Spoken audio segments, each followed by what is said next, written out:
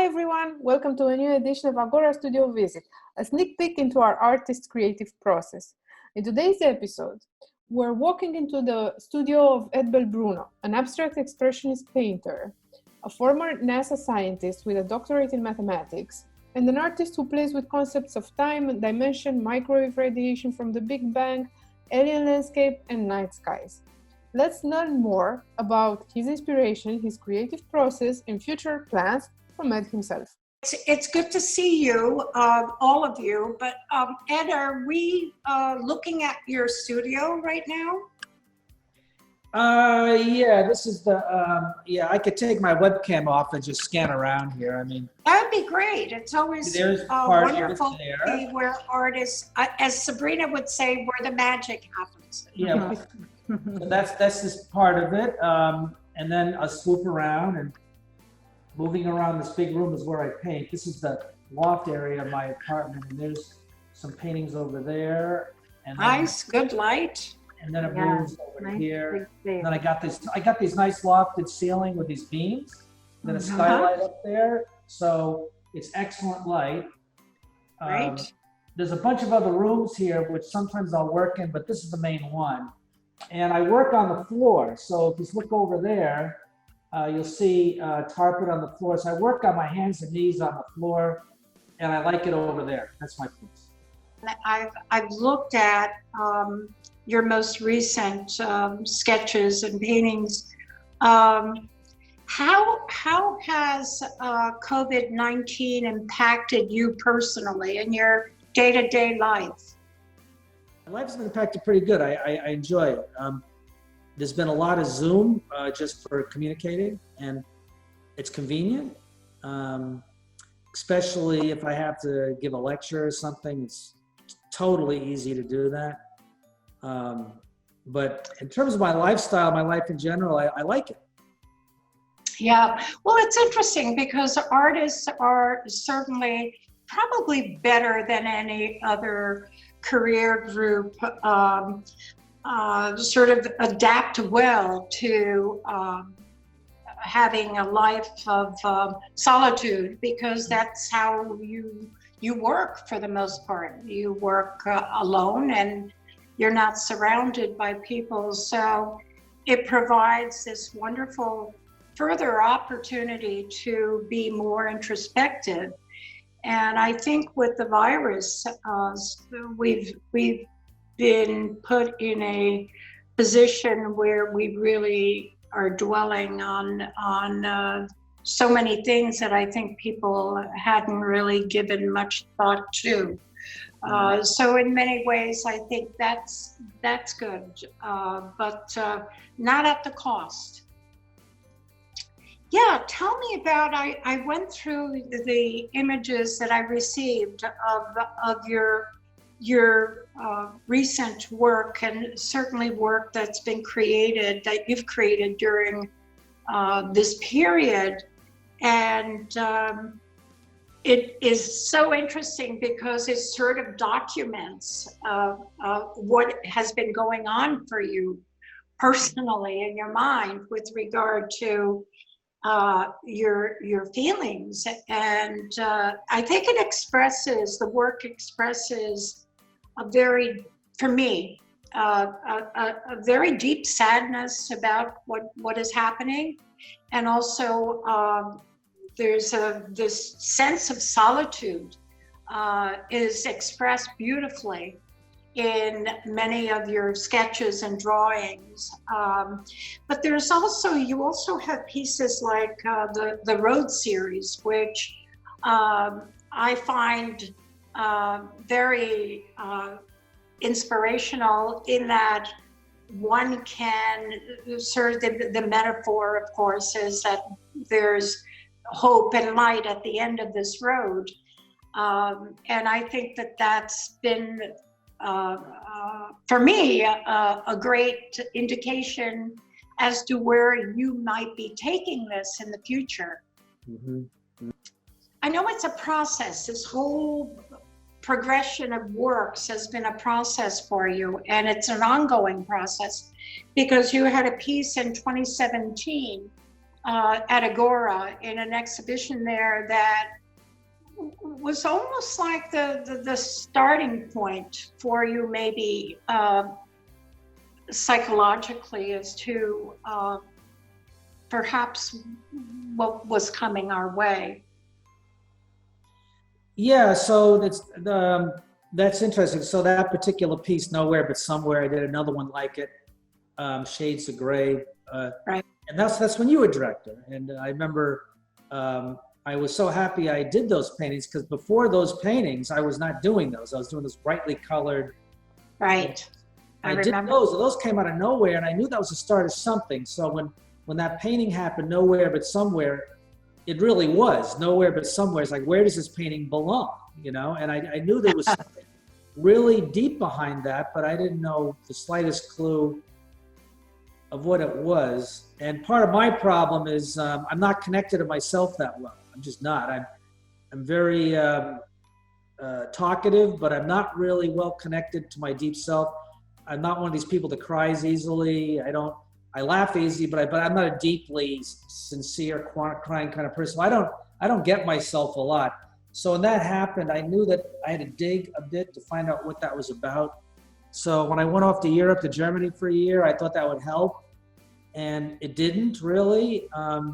So what that ended up happening was, it was this virus that really forced me to see what that painting was about. And I suddenly saw it when I did the first larger piece, the meadow, and there were those clouds right there. Right. Well, I think you're exploring how deep those shadows go, because as you know, darkness is very, very difficult to escape from, right? Yeah. So an interesting question might be for you is, how will you manage to escape at some point? Because I think that the road pieces provide, for me, an indication that that's what you perhaps are searching for.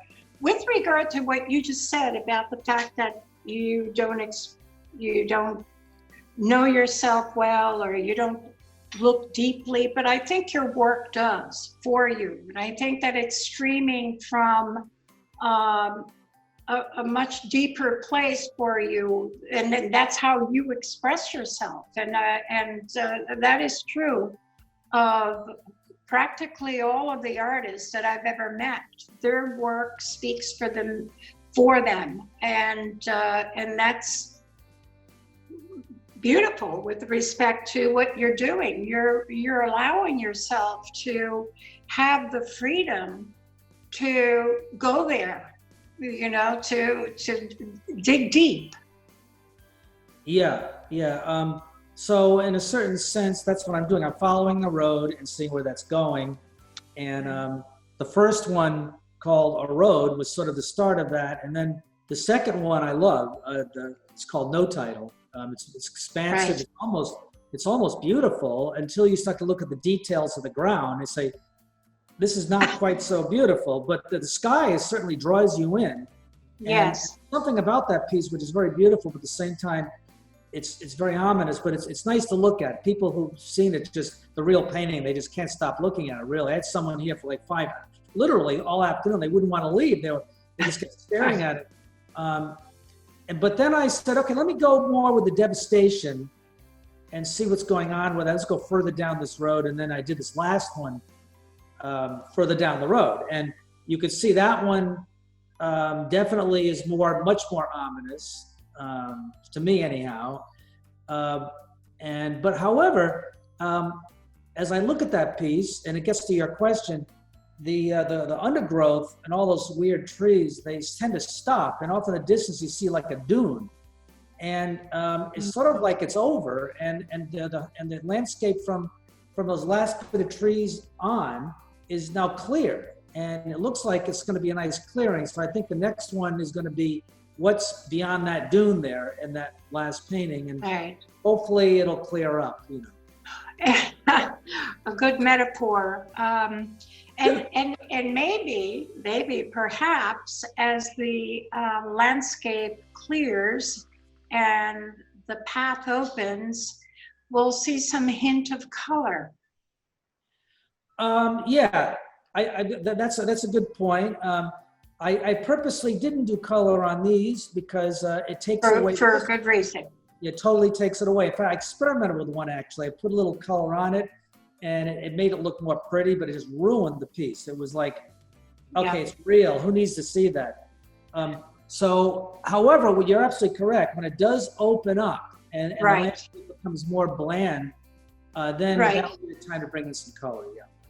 Right. I think that as one looks beyond the dune and down that path, we might see a hint of blue. That's the color I'm thinking of. Yeah. Yeah, I think that would be amazing. You know what? I looked at some of the pieces, some of the landscapes that were really, for me, full of despair. I mean, that's what I felt. And in a sense, I think that that's a huge accomplishment for you, because you've been able to express in black and white and with a sparse composition what I think a lot of people have been experiencing and feeling during this period. I have been thinking a lot about my own feelings during this time, and I feel a bit claustrophobic as a result of what's been going on, because I lack the freedom of going wherever I wanted to in the past. And so I'm feeling there are times where it feels like, oh my God, is this ever going to end? And am I going to be able to breathe freely again? And on top of that, of course, there's the fear. The fear that, God forbid, one should actually become ill at this point and to be exposed to the virus. So there are a lot of unknowns, with regard to what is going on. And I think that is expressed beautifully in some of the pieces, which a number of them kind of reminded me a little bit of like a cemetery almost. There were these marks and markings that you made that I know were trees, and the trees were not, they were more like stumps and whatever. And it sort of reminded me of when you look out on a cemetery and what you see with the headstones in various heights and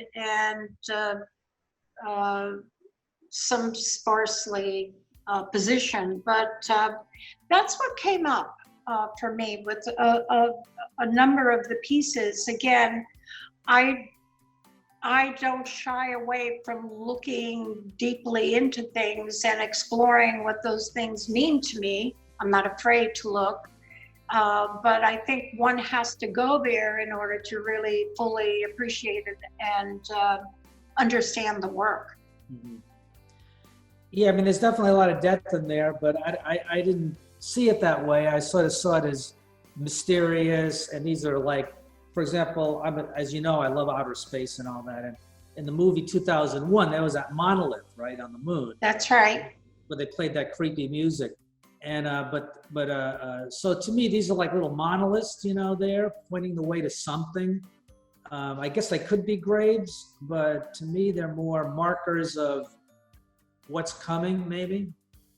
Okay, but it's okay, whatever it is. I mean, I think people are going to interpret it the way that they're going to interpret it, and whatever that is, you certainly, pull the eye and the mind into a body of work that adequately expresses what's going on at this time.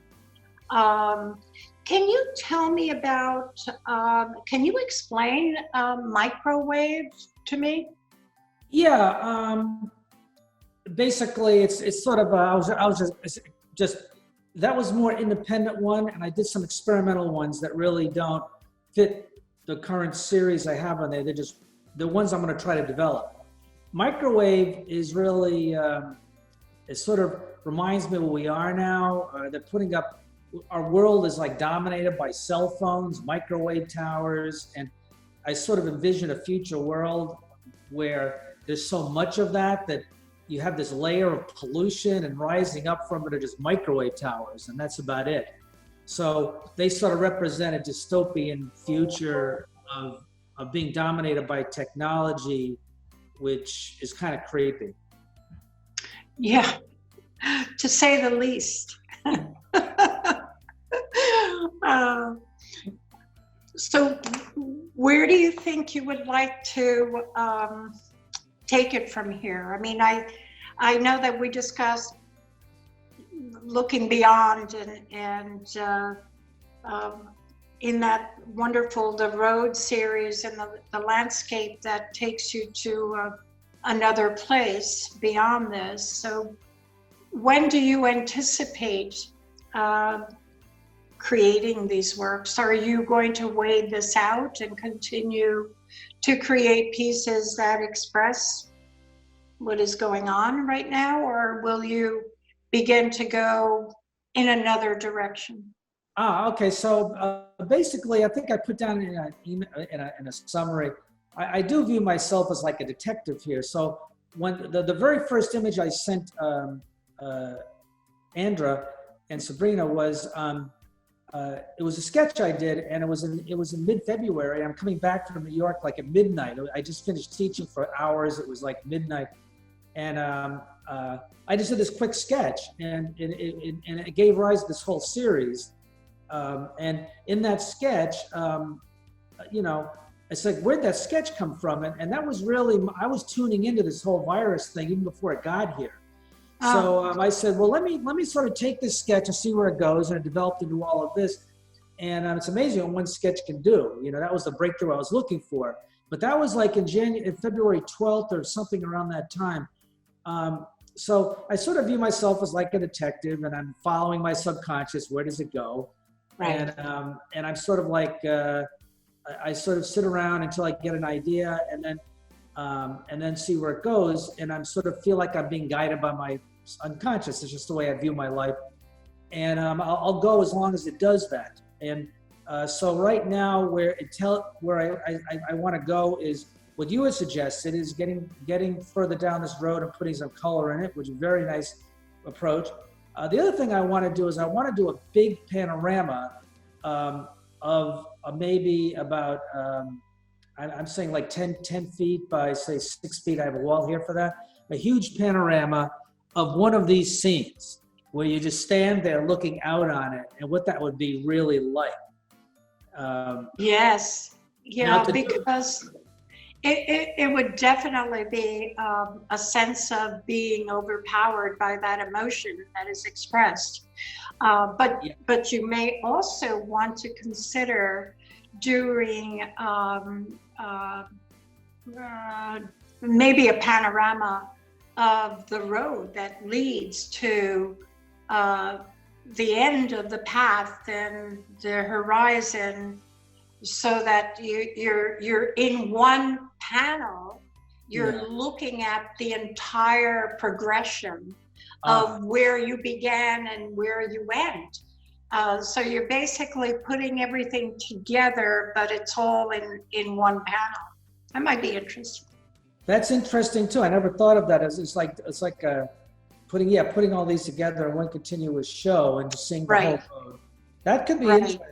It would be exciting, because you have all the studies and the paintings that express the journey of getting to the end of the path and seeing a whole different horizon, so that the show, the exhibition, would include those individual days and hours of your life, basically, that culminate in looking at it in a very retrospective way in one piece. You know, I think that would be an exciting show.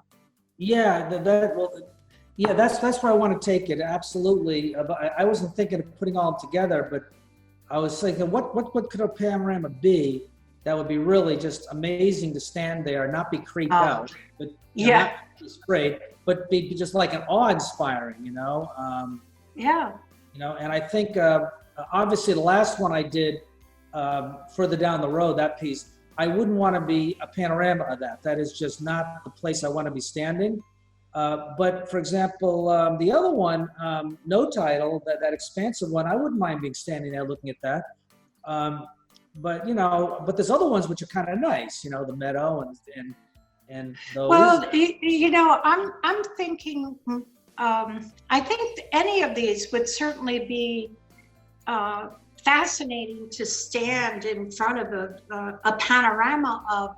But I'm actually thinking of what might be fascinating is to take the ideas behind each one and incorporating elements from those individual pieces into a panorama that culminates in a touch of blue at the end of the. You need some color. You need some color. So that you're actually following a progression of all those pieces to the point where it now becomes hopeful and positive and a light at the end of the road, you know, sort of ideas, so that, you know, maybe a lot of these pieces are dense. They're heavy and dense, and I understand the expression of the emotion behind that. But as you get to the path, to the light, you become lighter, right? You become less dense. You become perhaps more abstract, and until there's pure light. So it might be just a thought. It might be an interesting idea for you to mull over. No, it's excellent. Yeah, so actually what you're saying is in line with what I was planning on doing. So the next one I was going to do was what's beyond that dune, and I was sort of envisioning a non-apocalyptic landscape, something actually kind of nice. And then I think at that point, when that one's done, then I'd be ready to do the panorama. Right. Link all those together in some kind of creative way. I don't know what that would look like, but that could be cool. That could be cool. Yeah, I think I see it. I think that it would work out well, and would express beautifully the whole process that you've been exploring for yourself. And as you said, it's like being a detective onto yourself. You know, you're sort of exploring what's there. Because you're intuitive, and it's coming to you from a very deep place, and I think that would be exciting to see a huge. And I hope that when you do decide to show it, that I will be able to see it in person. Oh well, yeah, that would be an honor, and that'd be an honor, all of you, of course. But yeah, the panorama is definitely where I want to end this. You know, I'll tell you, I'll bring up another artist, because you're not supposed to bring up other artists, are you? Is it okay to bring up? You can. Why not? So I remember a few years ago, I was down in the city near the Agora, actually, at that what's that guy's name? Goshen or something? Mm-hmm.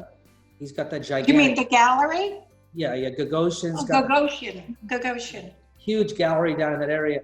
And the entire show was devoted to Kiefer. And I followed him for years, Anselm Kiefer.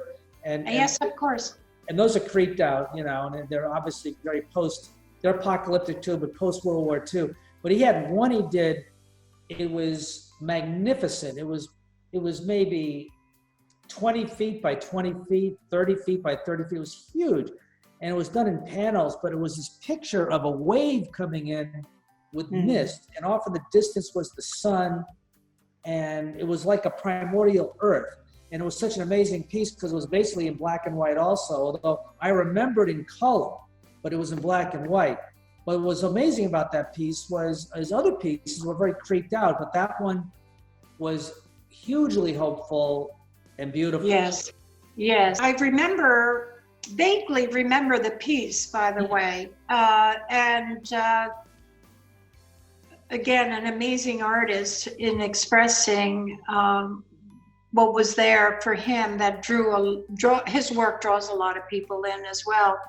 But yeah, I'd love to see it. I'd love to see you come up with something like that, something really, really large and that really draws everyone into the work even more so because your work does encourage people, I think, to stand back and look at it for a period of time in order to really fully grasp it.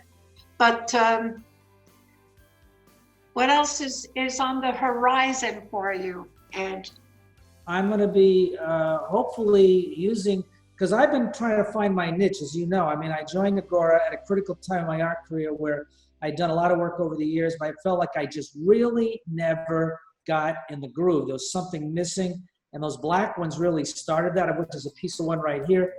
And but this new series really puts me, I think, at a good, I'm going to call this my jump off point, you know, a serious jump off point. And I want to see where this takes me.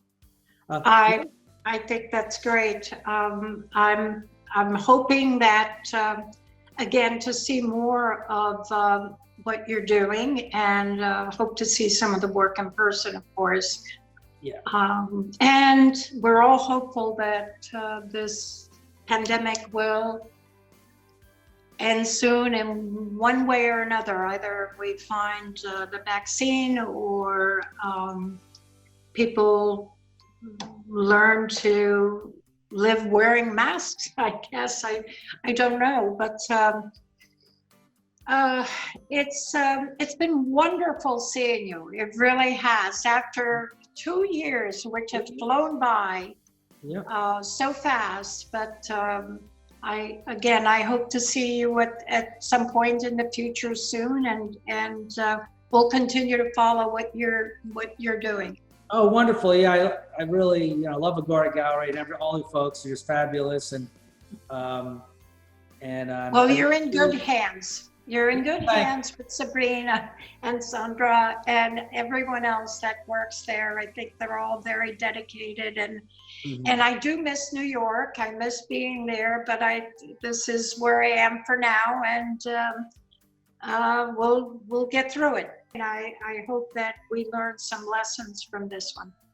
Yeah, me too. So fantastic. I mean, I'm so happy to see you again. It's great, and all of you. And I got to see Andrew for the first time. And, I don't even know what you look like now, but I said Andrew was like an email, and Sandra, of course, I've seen, and you. And so I'm really happy. And actually, I was going to make one comment about myself here for this. I'm usually a really good-natured person, and in fact, I always am. I don't consider myself depressed at all. And so when I started doing these paintings, I say, where is this coming from? Right. Well, I don't, maybe you shouldn't look at it as a place of depression. Maybe it's just part of who humans are. We go to dark places in order to understand life and ourselves better, and we're all that. We're dark and light, and that's how we express our emotions, and it's okay. Well, the panorama is going to be coming. That's going to be the final crescendo of my work, and hopefully that will be something which will blow people away. I mean, hopefully you'll stand. I can see it. I can see it. I see this panorama, and I think it's going to be stunning. Thank you so much. I appreciate your support. Great seeing everybody. Good seeing you too. Good seeing everyone. Yeah, likewise. Thank you, Ed. Yeah, we'll see. I'll be in touch, of course. I want to talk to you, Sabrina, too, about that. Okay. Definitely. Bye. All right. Bye-bye. Bye. Bye. Bye.